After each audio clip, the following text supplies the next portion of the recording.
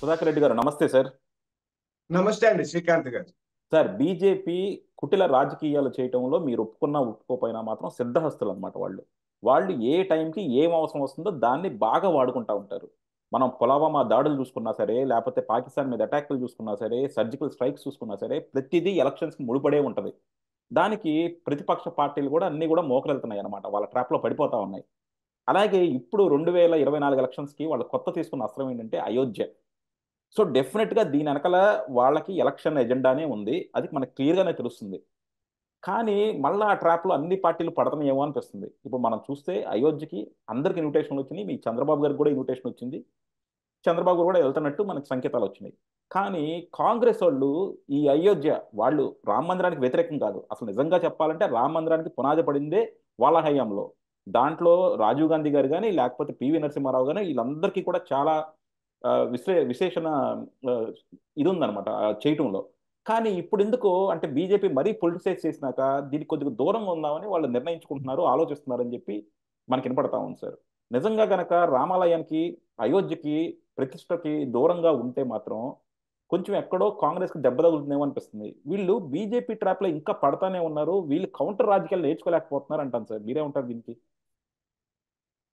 మీరు ఇది అందరూ ఆలోచించాల్సిన అంశం అండి. శ్రీరామచంద్రుడు బీజేపీ వాళ్ళ సొత్తు కాదు. అయోధ్య భారతీయ జనతా పార్టీ ఆఫీసు కాదు. శ్రీరామచంద్రుడు, అయోధ్య భారతీయుల ఆస్తి.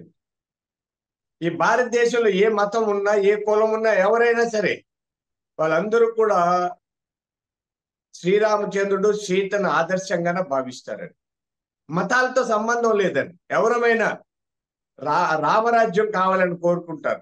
ఎవరైనా సీత లాంటి భార్య కావాలని కోరుకుంటారు. ఏ భార్య కూడా రాముడు లాంటి భర్త కావాలని కోరుకుంటారు. అంత విశిష్టమైన శ్రీరామచంద్రుడు అయోధ్యలో అది పెద్ద ఆ మతాలు గొడవల పక్కన పెడితే, మీరు ఇందాక అన్నట్టు అయోధ్య రామ మందిరం కూల్చివేత సమయంలో ప్రధానమంత్రిగా పివి నరసింహారావు గారు ఉన్నారు. చాలా మంది ఆయన విమర్శించారు. పివి నరసింహారావు గారు బ్రాహ్మణుడు కాబట్టి రామ మందిరం కూల్చేస్తుంటే ఏమీ చేయకుండా ఆపేశారు, ఇలా అందరూ విమర్శ చేశారని. దురదృష్టకరమైన ఒక విషయం చెప్తాను. ఆయన ప్రధాన చేసి అయిన తర్వాత ఎంపీ టికెట్ కూడా ఇవ్వలేదండి. వాళ్ళు ఏమనుకుంటే కక్షపూరితంగా చేయడం వల్ల పివి నరసింహారావు గారికి ఏమి నష్టం కలగలేదండి. ఆయన ఒక సాధారణ కుటుంబంలో పుట్టిన ఒక వ్యక్తి 5 ఏళ్ళు ప్రధానమంత్రి చేశారు. చాలా ఆయన జీవితం ధన్యం. కానీ కక్షపూరితంగా ఆయనకు టికెట్ ఇవ్వకుండా వేధించడం వల్ల చాలా నష్టపోయిందండి కాంగ్రెస్ పార్టీ. సోనియా గాంధీ గారు అందరూ ఆలోచించాల్సిందే.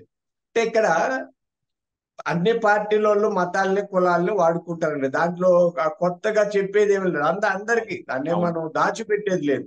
ఆ వాడుకోవడంలో కూడా లౌక్యం ఉండాలి కదా. కాంగ్రెస్ పార్టీకి ఆ లౌక్యం లేదండి. ఇప్పుడు సోనియా గాంధీ గారు ఈ దేశం కాదు, వేరే దేశం నుంచి వచ్చినా మనం యాక్సెప్ట్ చేస్తున్నామా లేదా అండి? అవును. ఆమెను భారతీయురాలుగా సమ్మతిస్తున్నాం.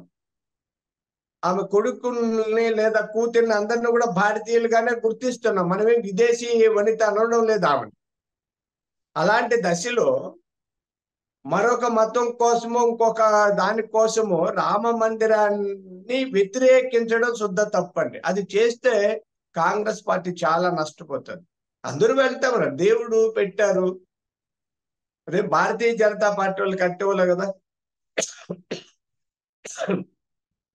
భారతీయ జనతా పార్టీ దగ్గర ఒకవేళ చందాలు ఏదో ఆయన చేస్తే చేయొచ్చు. ఇప్పుడు నాకు మొన్ననే వాళ్ళు ఈ అత్యంతలు ఊరూరా పంచుతున్నారండి. అత్యంతలు తెచ్చి ప్రతిదీ అక్కడ ఎక్కడో కూడా బీజేపీ పేరు వద్దనేదే వాళ్ళు అంటున్నారు. అంటే మా అపార్ట్మెంట్ లో కూడా వచ్చారు. అది ఎవరు బీజేపీ వాళ్ళు రాల, బీజేపీ వాళ్ళు ఉన్న ఆర్ఎస్ఎస్ కార్యకర్తలకు వచ్చి రామ మందిరం పేరు చెప్పి అందరికి అత్యంతలు ఇచ్చి చేశారు. అంటే వాళ్ళు చాలా తెలివిగా రాముడి పేరు చెప్పి ప్రజల్లోకి వెళ్తున్నారు బీజేపీ వాళ్ళు.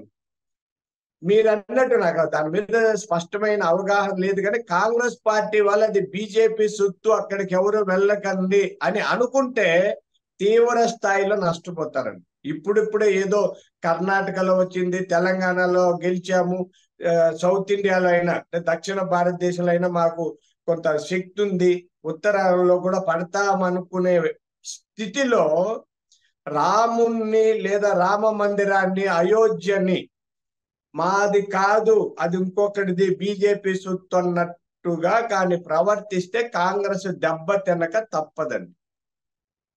డెఫినెట్గా సార్. ఎందుకంటే కాంగ్రెస్ మాత్రం నిజంగా మామూలుగా చూసుకున్నా మోరల్గా ఎథికల్గా బీజేపీ కన్నా చాలా హై లెవెల్లో ఉంటుంది. కాకపోతే ఏంటంటే బీజేపీ చాలా నీతి రాజకీయాలు చేయడంలో మాత్రం బాగా సిద్ధహస్తులు అయిపోయారు. వాళ్ళు ప్రతి దాంట్లోనూ చూస్తున్నాం, ఎలక్షన్ వచ్చేదానికి ఎలాంటి ఇష్యూనైనా వాళ్ళకి అనుకూలంగా మార్చుకుంటున్నారు. దీన్ని కౌంటర్ చేయడానికి మాత్రం స్ట్రాంగ్ సిస్టమ్ ఉండాలి. అది కాంగ్రెస్ దగ్గర లేదు. మళ్ళా రేపు అయోధ్యలో కనుక వాళ్ళు దాన్ని బహిష్కరిస్తే మాత్రం కొంచెం నెగిటివ్లో పడతారు.